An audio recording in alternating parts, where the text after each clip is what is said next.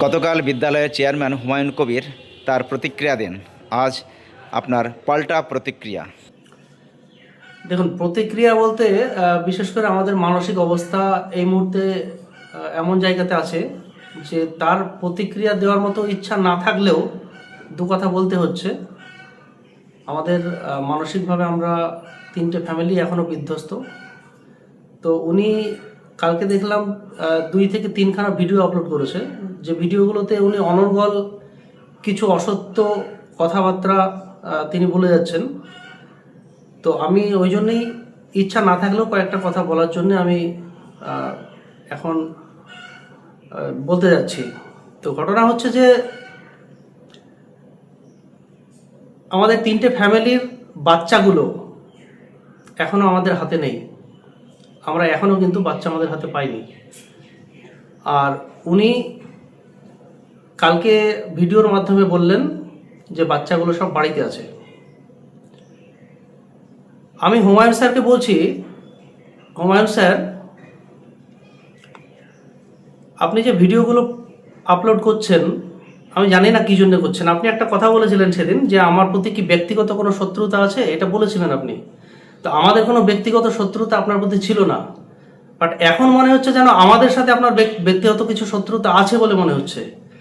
কারণ একজন শিক্ষক আপনি, যে শিক্ষকের নৈতিকতা আদর্শ দেখে আমরা খুশি হব, আমরা শান্তি পাব, কিন্তু আপনি তার বিপরীতধর্মী কাজ করছেন প্রথম থেকে। আপনি যদি আমাদের নৈতিকতা দেখেন, আমরা তো অশিক্ষিত, আমরা আপনার মতো শিক্ষক নই, আমরা অশিক্ষিত বা যাই বলুন আমাদেরকে। আমাদের নৈতিকতা যদি আপনি দেখেন তাহলে আপনি ভালো করে মনে করে দেখুন যে তিনটে ফ্যামিলির কোনো লোকই আপনার সাথে কোনো খারাপ ব্যবহার, আপনার মিশনে কোনো ভাঙচুর, আপনার সামনে কোনো রকম অপ্রীতিকর কোনো ঘটনা এখানে কেউ ঘটায়নি। বরং তিনটে বাচ্চার যদি 50টা করে গার্জেন থাকে তাহলে 150টা লোক হয় মিনিমাম। সেই 150টা লোক যাতে কোনো অপ্রীতিকর ঘটনা না ঘটায় সেই দায়িত্ব আমি নিয়েছিলাম। আপনি মনে করে দেখুন, কিচ্ছু ঘটেনি আপনার মিশনে। যেটা ঘটেছে, যেটুকু হয়েছে সেটুকু স্বাভাবিক। আপনার নিজের বাচ্চা আছে, আপনি সেই বাচ্চা, আপনি আমার জায়গায় নিজেকে দাঁড় করান।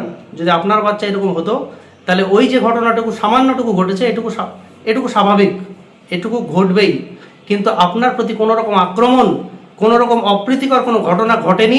এমনকি আমি দায়িত্ব নিয়ে বলছি, এখনো পর্যন্ত না নওদা থানায় বা কোথাও আপনার নামে কোনো কমপ্লেন, কোনো কেস আমরা এখনো পর্যন্ত করিনি।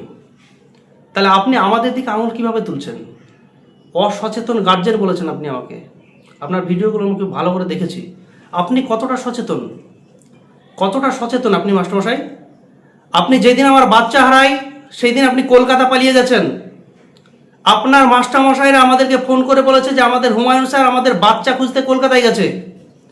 আর পরবর্তীতে আপনার স্টাফেরা আপনার অফিসিয়াল গ্রুপে জানাচ্ছে যে আপনি অফিসিয়াল কাজের জন্য কলকাতায় গেছেন। এটা কত বড় মিথ্যা কথা!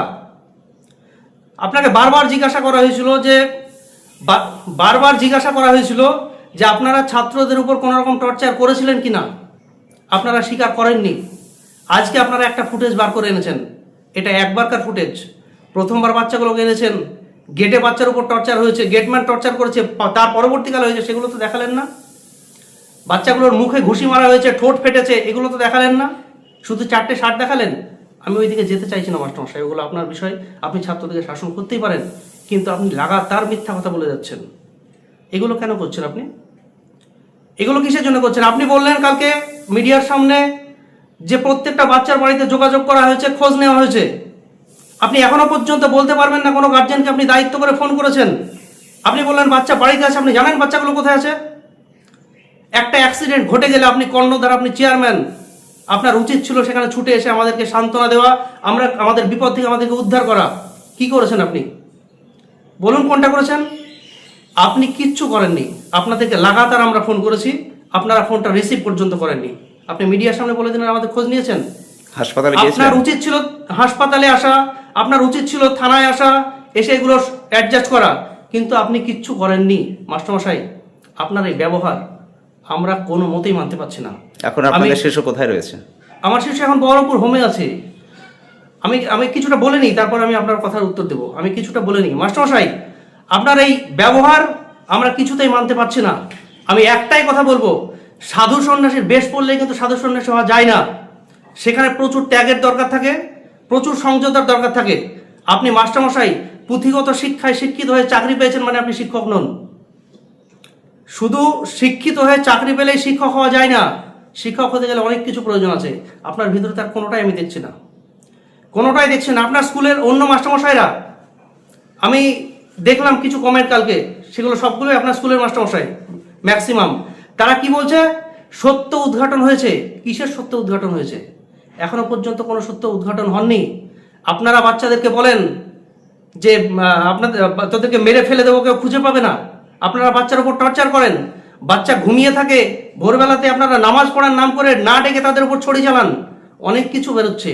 সত্য উদ্ঘাটন হবে, আপনারা সেই সত্যের মোকাবেলা করার জন্য প্রস্তুত থাকুন। কোনো সত্য উদ্ঘাটন এখনো হয়নি, এখনো হয়নি, শুধু অপেক্ষা করুন। আমি হুমায়ুন স্যারকে একটাই কথা বলবো, হুমায়ুন স্যার, আমরা খুব বিপদের মধ্যে আছি, মানসিকভাবে আমরা খুবই বিপর্যস্ত আছি। আপনার এই ধরনের ভিডিওগুলো বা এই ধরনের বক্তব্যগুলো আপনি বন্ধ করুন। কারণ আপনার উচিত এখন আমরা কি অবস্থায় আছি, আমাদের বাচ্চাগুলো কি অবস্থায় আছে সেটা নিয়ে ভাবা। হাজার খারাপ হোক, সেগুলো আপনার স্টুডেন্ট ছিল। যা কিছুই হোক, সেগুলো 2 বছর ধরে আপনার স্কুলের স্টুডেন্ট। আপনার দায়িত্ব ছিল তাদের প্রতি, কিচ্ছু করেননি আপনারা। আমি বুঝে গেছিলাম কখন বলুন তো? যখন আমি আপনার স্কুলে আলোচনার জন্য গেলাম আর আপনি আমাকে পুলিশ দিয়ে হুমকি দিলেন, আমি ঠিক সেই সময়তেই বুঝে গিয়েছিলাম আপনার মন মাইন্ড কেমন, আপনি ঠিক কি করতে চলেছেন। আমি পুলিশ প্রশাসনের উপরে কোনো রকম অভিযোগ আনবো না। আমরা এখনো তাদের উপর আস্থা রেখে এখনো আমরা বসে আছি যে তারা কি করে আমাদের সেটাই দেখার। কিন্তু আপনার একটা কাজও আমি সমর্থন করি না। আমার পাশে সেই আর বাকি 2জন গার্জেন আসতে পারেনি, কারণ তারাও মানসিকভাবে বিপর্যস্ত আছে। কেউ বহরমপুরে আছে, কেউ কোথায় আছে ঠিক নেই। আমার আমতলাতে দেখা হয়ে গেল, তাই আমি কথাগুলো বলছি। আপনি এগুলো বন্ধ করুন, এগুলো বন্ধ করুন। নয়তো আপনার এই বক্তব্য যেহেতু আপনি সোশ্যাল মিডিয়াতে দিচ্ছেন, সেখানে নেগেটিভ পজিটিভ সব কিছুই আসছে, সেটা আমরাও দেখেছি। তার জন্য আপনি অন্য কাউকে দায়ী করতে পারেন না। আপনি নিজের দায় এড়াতে পারেন না। আপনি নিজের দায়িত্ব নিয়ে বলুন যে আপনি আমাদের জন্য কি করেছেন। আপনি হসপিটালে গেলেন না একবার? বাচ্চাগুলোকে, যে মেডিকেল অফিসার ছিল, আপনি কি বলছেন? তাকে কি আমরা জোর করে, তাকে ব্ল্যাকমেল করে লিখিয়েছি ওগুলো? আপনি বলছেন মারেননি বাচ্চাগুলোকে। যে মেডিকেল সার্টিফিকেটগুলো হসপিটাল থেকে দিয়েছে, সেগুলোকে আমরা নিজে বানিয়েছি। যে বাচ্চাটাকে রেফার করেছে, সেগুলো আমরা নিজে করিয়েছি। আপনার উচিত ছিল, আপনার মাস্টারমশাই থেকে ফোন করেছি, আপনাকে ফোন করেছি, আপনারা কোনো রেসপন্স করেননি। আর এখন আপনি বড় বড় ডায়লগ দিচ্ছেন মিডিয়াতে যে আপনি খোঁজ নিয়েছেন, বাচ্চা বাড়িতে আছে, সেফ আছে। আপনি কিচ্ছু করেননি মাস্টারমশাই। আপনাকে আমি অনুরোধ করছি, আপনি এইসব কাজ থেকে বিরত থাকুন। আপনার নাম? আমার নাম শামীম খন্দকার, বাড়ি Amtala. Pinki makeup beauty studio and academy বিশেষ ঘোষণা, 16 দিনের বেসিক অ্যান্ড অ্যাডভান্স কোর্সের ক্লাস শুরু হবে। মেকআপ এবং হেয়ার স্টাইল কোর্সের বিষয়ে জানতে যোগাযোগ করুন 7076086646 এই নাম্বারে। কোর্সের শেষে ISO সার্টিফিকেট ও গুডি ব্যাগ দেওয়া হবে।